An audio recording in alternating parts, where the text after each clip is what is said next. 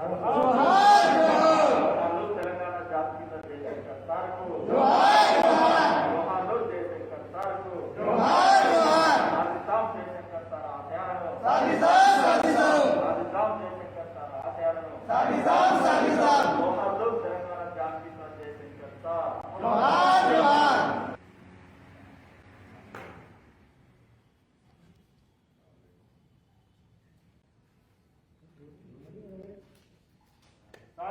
సాధిస్తాం ఆత్మగౌరవ తెలంగాణ, సాధిస్తాం అస్తిత్వ తెలంగాణ. సాధిస్తాం జయశంకర్ సార్ ఆశయాలను, సాధిస్తాం జయశంకర్ సార్ ఆశయాలను, సాధిస్తాం జయశంకర్ సార్ ఆశయాలను. యావత్ తెలంగాణ సమాజం అభిమానించే గౌరవించే మహా వ్యక్తి.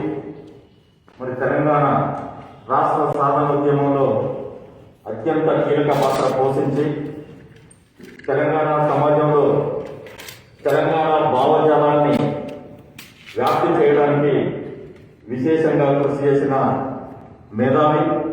మరి మనందరం కూడా తెలంగాణ జాతిగీతంగా గౌరవించుకునే వ్యక్తి మరి ప్రొఫెసర్ జయశంకర్ సార్ వర్ధంతి సందర్భంగా తెలంగాణ జనసమితి రాష్ట్ర కార్యాలయంలో జరిగే వర్ధంతి కార్యక్రమానికి ముఖ్య అతిథులుగా పార్టీ రాష్ట్ర అధ్యక్షులు ప్రొఫెసర్ కోదండరామ్ గారు వచ్చారు. వారిని జయశంకర్ సార్ వర్ధంతి సందర్భంగా ఉపన్యాసం ఇవ్వాల్సిందిగా ఆహ్వానిస్తున్నాం. తెలంగాణ జనసమితి పార్టీ కార్యకర్తలకు, ఆన్లైన్లో వీక్షిస్తున్నటువంటి మిత్రులకు, పత్రికా విలేకరులకు అందరికీ కూడా పేరు పేరున వందనం. ఇవాళ జయశంకర్ సార్ వర్ధంతి 2011 సంవత్సరంలో చనిపోయారు. నిజంగా వరంగల్లో ఆ రోజు ఏ నాయకుడికి రానటువంటి రీతిలో ప్రజలు అక్కడికి చేరుకొని ఆయనకు అంతిమ యాత్రలో పాల్గొని ఘనంగా నివాళులర్పించారు. ఒక ప్రేమ తెలంగాణ వ్యాపితంగా ప్రజలు ఆయన పట్ల ప్రకటించారు, ఆయనకు నివాళులర్పించారు. ఏ మూలకు పోయినా జయశంకర్ సార్ బొమ్మ, దానికి ఒక మాల వేసి కనబడ్డది ఆ వారం రోజు. అంత ప్రజాదరణ పొందినటువంటి వ్యక్తి. మరి ఆయన ఏమన్నా సినిమా యాక్టరా, పెద్ద రాజకీయ నాయకుడా, డబ్బులున్న పెద్ద ఏదన్నా ఒక ధనవంతుడా, కోటీశ్వరుడా అంటే ఏమీ కావు. కానీ తెలంగాణ సమాజానికి ఉన్న ప్రత్యేకత అది. సమాజం కోసం నిలబడ్డటువంటి వాళ్ళని గుర్తిస్తుంది, ఆదరిస్తుంది, వాళ్ళని గౌరవిస్తుంది. ఆ గౌరవమే తెలంగాణలో జయశంకర్ సార్ కూడా దక్కింది. ఆయన తెలంగాణ చరిత్రతో పెనవేసుకొని పోయింది ఆయన జీవితం అంతా కూడా. తెలంగాణ తన అస్తిత్వం కోసం 1952లో ముల్కీ నినాదాన్ని, నాన్ ముల్కీ గోబ్యాక్ అనే నినాదంతో లేవనెత్తిన ముల్కీ ఉద్యమంతో ఆయన తెలంగాణలో ఒక క్రియాశీలక పాత్ర తెలంగాణ అస్తిత్వ పరిరక్షణ కోసం చేపట్టాలని నిర్ణయించుకున్నాడు. 58లో ఫజల్ అలీ కమిషన్ వచ్చినప్పుడు తెలంగాణను విలీనం చేయవద్దు అన్నాడు. అప్పుడు Fazal Ali commission chairman Fazal Ali, justice Fazal Ali గారు వారిని అడిగేట, ప్రత్యేక రాష్ట్రంగా మీరు బతకగలరా?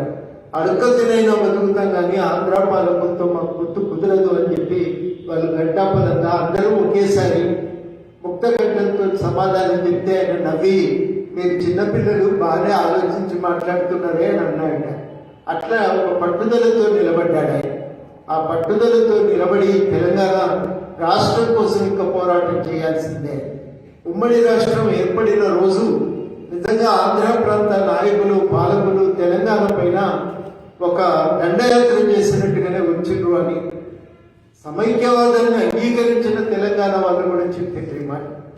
దాదాపు ఆ రోజు ఒక దండయాత్ర జరిగినట్టే ఉండే సార్. ఇక్కడ ఏకాఏకిన ఉర్దూను రద్దు చేయటము, ఇంగ్లీషును ప్రవేశపెట్టడం, ఇక్కడ ఉన్నటువంటి ఉద్యోగస్తులకు ఉన్న స్కేల్స్ను ఉమ్మడి రాష్ట్రంలో కామన్ స్కేల్స్ గా మార్చకపోవటం, ఇక్కడి వాళ్ళకున్న బెనిఫిట్స్ రద్దు చేయటం ఒక్కటి కాదు, అనేక రీతుల్లో మీకు భాష రాదు, జీవితం తెలియదు, నేర్పిస్తాము అని ప్రకటించిన రోజు ఆ అహంభావాన్ని ఎదిరిస్తూ తెలంగాణ తన ప్రత్యేకతను తాను నిలబెట్టుకోవడానికి చేసిన ప్రతి ప్రయత్నంలో జయశంకర్ సార్ పాత్ర.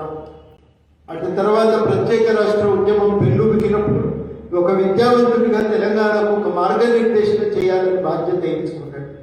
నిజంగా ఒక ఆత్మగౌరవంతో నిలబడ్డారు. ఆ రోజు బ్రహ్మానంద రెడ్డి గారిని కలవడానికి వీళ్ళు వెళ్తే మీకు ఏం కావాలని అడిగారంట. మీరు మాట్లాడుతూ మా రాష్ట్రం మాకు కావాలి అంటే, ఇంతకు మీరు లెక్చరర్లే, కావాలంటే ఒక కలంపోటుతోనే మిమ్మల్ని తీసేయగలరని కూడా హెచ్చరికలు చేస్తే వీళ్ళందరూ లేచి నిలబడి, మీరు తీసేయాలనుకుంటున్నారు కదా, తీసేయండి, కాగితం మీ ముందుంది, కలం మీ జేబులో ఉంది, ఏం రాస్తారో రాయండి అని లేచి బయలుదేరి. అట్లాంటి ఆత్మగౌరవం. కానైతే ముఖ్యమంత్రి భయపడలేదు, సంజాయిషి ఇవ్వలేదు. మరి నిన్న మనం చూస్తే జిల్లా కలెక్టర్ పోయి ముఖ్యమంత్రి కాళ్ళు మొక్కుతాడా? అది ఎక్కడన్నా సంప్రదాయమా? ఆయన ఓ జిల్లాకు ప్రతినిధి. జిల్లా ప్రతినిధిగా ప్రజల ఆకాంక్షల్ని గౌరవించాలి. మనుషులకు మనుషులు మోకరిల్లటం, కాళ్ళు మొక్కటం అనేది ఒక మంచి ప్రజాస్వామిక సంప్రదాయం కాదు. మీరు మీ ఇంటి వ్యవహారాలు ఎట్లా నడుపుకుంటారో దానికి మాకు సంబంధం లేదు, ఏమన్నా చేయండి కనుక. కానీ ఒక కలెక్టర్ సీట్ లో కూర్చుంటే మాత్రం మీరు కలెక్టర్ లాగానే వ్యవహరించండి. మీకేం సంబంధం అంటే కాలు మొక్కాల్సిన అవసరం. ఒక బాధ్యతగా ఆయన కలెక్టర్ ఆఫీస్ కట్టిండు, ఇనాగరేషన్ కు ముఖ్యమంత్రిగా వచ్చిండు. మీరు కలెక్టర్ గా ఆయన పిలవాలి, ఆ ప్రారంభోత్సవ కార్యక్రమాన్ని నడిపించాలి తప్ప కాలు మొక్కటం అనే ఈ దుష్ట సంప్రదాయాన్ని మీరెందుకు పెంపొందిస్తున్నారని ఇవాళ మేము కలెక్టర్లను సుట్టిగా అడగదలిసినాం. నిజంగా నేను ఇవాళ ఈ వేదిక నుంచి చెప్పదలిసిన, జయశంకర్ సార్ ఒక ఆత్మగౌరవాన్ని నేర్పించింది. ఎవరి ముందు లొంగేవాడు కాదు, ఎవరికి భయపడలేదు. ఆయన ఎక్కడా ఎవరి ముందు తలదించుకోలేదు. తెలంగాణ నినాదం కోసం నేను చూసిన అప్పటి ముఖ్యమంత్రి చంద్రబాబు నాయుడు గారు సవాళ్లు లేవనెత్తినప్పుడు చాలా విషయాలపై నిర్మోహమాటంగా సమాధానం చెప్పింది. ఇది కాదు సార్ వాస్తవం ఇది అని పోయి మళ్ళీ పుస్తకాలు వెతికి ఉత్తరం రాసి సమాధానం చెప్పింది. అట్లా ఒక ఆత్మగౌరవాన్ని నేర్చుకోవాల్సిన అవసరం ఉంది. అట్లాంటి ఒక సంప్రదాయాన్ని వారు పెంపొందించారు. ఇవాళ కలెక్టర్లను మేము హెచ్చరించదలిచాం, మీరు ప్రజల ఆత్మగౌరవాన్ని కాపాడవలసిన వాళ్ళు మోకరి అయితే సహించేది లేదు. ఎప్పుడు ఇట్లాంటి భవిష్యత్తులో జరిగినా తీవ్రమైన నిరసనను ఎదుర్కోవాల్సి వస్తుందని ఈ సందర్భంగా హెచ్చరికలు చేస్తున్నాం. ఇట్లాంటి ప్రయత్నాలు చేయవద్దని కూడా, రాజకీయాల్లో దీన్ని రూపుమాపవలసిన బాధ్యత ముఖ్యమంత్రి గారు ఉంది, మీద ఉంది. వారు కూడా ఇట్లాంటి దాన్ని ప్రోత్సహించవద్దని కూడా ఈ సందర్భంగా మేము చెప్పి స్పష్టంగా ప్రకటించడానికి ఇది చాలా కీలకం. ఇవ్వాలి మనుషులు ఆత్మగౌరవంతో నిలబడ్డారు. దానికోసం ఒక పోరాటం చేయటమే జయశంకర్ గారు నేర్పించారు. తెలంగాణ రాష్ట్ర సాధన కోసము. ఎందుకంటే ఆత్మగౌరవం. మీకు భాష రాదంటే ఆయన చదివి మొత్తం పుస్తకాలన్నీ చదివి, మా భాషలో ఉర్దూ కాదు, మీరు రాసిన దాంట్లో కూడా ఉర్దూ ఉంది కదా, కానీ విచిత్రం ఏమంటే అది ఉర్దూ అని మాకు తెలుసు, మీకు ఉర్దూ అని కూడా తెలియదు అని చెప్పి వాళ్ళు జంధ్యాల పాపయ్య శాస్త్రి గారి దగ్గరికి విజయవాడ వెళ్ళి వివరించి చెప్పి వచ్చినటువంటి వారు ఆత్మగౌరవం కోసం అంత తాపత్రయపడ్డారు. అది ఒక ఆత్మగౌరవ పోరాటం. ఆ పోరాటం తెలంగాణ రాష్ట్ర సాధనతో ముగుస్తుందని జయశంకర్ గారు అనుకోలేదు. మనుషులు సమాజాలు సంక్షోభంలో ఉన్నప్పుడల్లా విద్యావంతులకు పాత్ర ఉంటుందని చెప్పి జయశంకర్ సార్ చెప్పారు. మనం విద్యావంతులుగా ఈ సమాజం సంక్షోభంలో ఉన్నప్పుడు మార్గనిర్దేశన చేయాలని మన పాత్ర.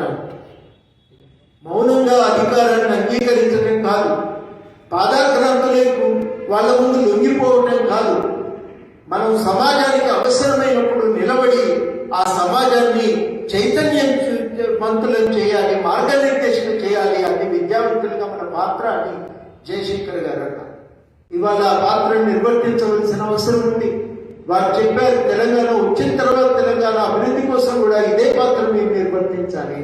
మేము ఆ కర్తవ్యాన్ని స్వీకరించడం కొనసాగిస్తూనే ఉన్నాం. వారు చాలా సీరియస్ గా ప్రతి అంశంపై అధ్యయనం చేసి, ఏది కూడా తెలియకుండా మాట్లాడేవారు కాదు, తెలుసుకునేది, అధ్యయనం చేసేది, లోతుగా ఒక అవగాహన ఏర్పరచుకున్న తర్వాత ఆ సమస్య పరిష్కారం కోసము తాను ఒక నిర్ధారణకు వచ్చిన తర్వాత అది ప్రజల ముందు పెట్టేవాడు. ప్రజలకు జీవితం తెలుసు, వాళ్ళ అనుభవం నుంచి చాలా విషయాలు అర్థమవుతాయి, కానీ వాళ్ళ కారణాలు తెలియవు. ఆ కారణాలను తెలియజెప్పి కార్యోన్ముఖులను చేసి మార్గనిర్దేశం చేయాలని చెప్పి జయశంకర్ గారు అనుకున్నారు. ఆ పాత్ర నిర్వర్తించారు. అందుకని తెలంగాణతో ప్రయాణం ఆగిపోదు. తెలంగాణ వచ్చిన తర్వాత ఈ రాష్ట్ర అభివృద్ధి కోసం మళ్ళీ మనం ఒక పోరాటం చేయవలసి ఉంటుంది. అది కష్టతరమైన పోరాటం, అది అవసరమైన పోరాటం. ఆ పోరాటం కూడా విద్యావంతులు మీరు చేయాల్సిందే అని మాతో ఎన్నోసార్లు చెప్పడమే కాదు, వాగ్దానం కూడా చేయించారు. అట్లాంటి ఒక కర్తవ్యం ఇవాళ తెలంగాణ సమాజం మీద ఉంది. ఇవాళ సమాజంలో ఒక సంక్షోభం, ప్రజాస్వామిక వ్యవస్థలు కూలిపోతున్నాయి, ఆర్థిక సంక్షోభం ఉంది, ఏది సరిగ్గా పనిచేయలేని పరిస్థితి. ఈ సమయంలో తెలంగాణకు మార్గనిర్దేశం చేసి ఒక ప్రజాస్వామిక విలువల పునాదిగా, రాజ్యాంగ విలువల పునాదిగా దీని నిర్మాణం కోసం పనిచేయవలసిన అవసరం ఉంది. ఒక ప్రజాస్వామిక తెలంగాణ నిర్మాణం కోసం కృషి చేయవలసిన అవసరం ఉంది. అందుకు జయశంకర్ గారు మనకు ఒక స్ఫూర్తి. జయశంకర్ గారు మనకు ఇప్పటికే మార్గనిర్దేశం చేశారు. వాళ్ళ జీవితమే మనకు ఒక మార్గనిర్దేశం చేస్తా ఉన్నది. అట్లాంటి జయశంకర్ సార్ను ఇవాళ స్మరించుకోవటం మనకు దురదృష్టకరం. వారు ఉంటే మనకు ధైర్యం ఉంది, కానీ వాళ్ళ లేదు. కానీ వారి విలువలు మన ముందున్నాయి, వారి జీవిత నేర్పినటువంటి పాఠాలు మన ముందున్నాయి. వాటి వెలుగులో భవిష్యత్ తెలంగాణ నిర్మాణానికి సాగుదాం. ఆత్మగౌరవంతో మనమందరం కూడా ఒక ప్రజాస్వామిక తెలంగాణ నిర్మాణం కోసం పోదాం. అధికారాన్ని చూడగానే లొంగిపోయే తత్వాన్ని వదులుకుందాం.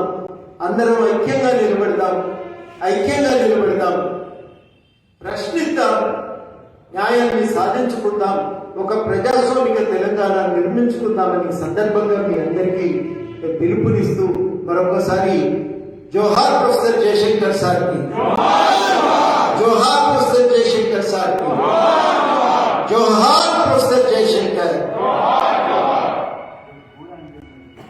ఇవాళ కూడా అన్నయ్య గారిని కూడా వర్ధంతి. వారు రాసిన ఊరు మనదిరా, పల్లె మనదిరా, ఊరు మన ప్రతి పనికి మనం రా అని చెప్పి ఊరి గ్రామాల్లో ఉన్న దొరల పెత్తనం మీద ఒక తిరుగుబాటు బావుటాన్ని వేసిండు. ఆ పాట ఒక తరం ప్రజలందరినీ కూడా కదిలించినటువంటి పాట. అట్లాగే ఆయన రాసిన పాట ఊరి విసిరిపోతున్నా, ఊరి పోసుకొని సత్తునా అని, అట్లాంటివి అనేక పాటలు ఒకప్పుడు దొరల పోరాటానికి వ్యతిరేకంగా మనల్ని చైతన్యపరిస్తే, అటు తర్వాత తెలంగాణ ఉద్యమంలోకి ప్రజల్ని ముందుకు నడిపించడంలో కూడా ఆయన ఒక కీలక పాత్ర పోషించారు. వారికి కూడా ఈ రోజు నివాళులు అర్పిస్తారు. జోహార్లు గూడ అంజనకు, జోహార్లు గూడ అంజనకు.